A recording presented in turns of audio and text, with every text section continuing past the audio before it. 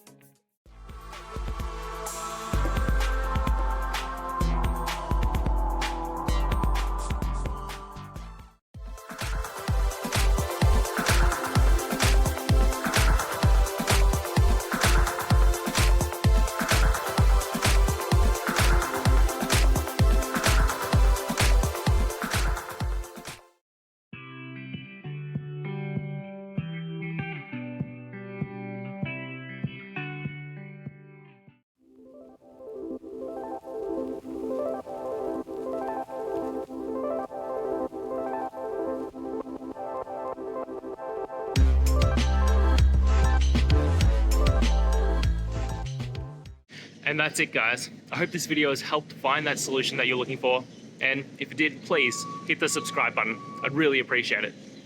Now, until the next time that you need technical help, I hope you have a good one.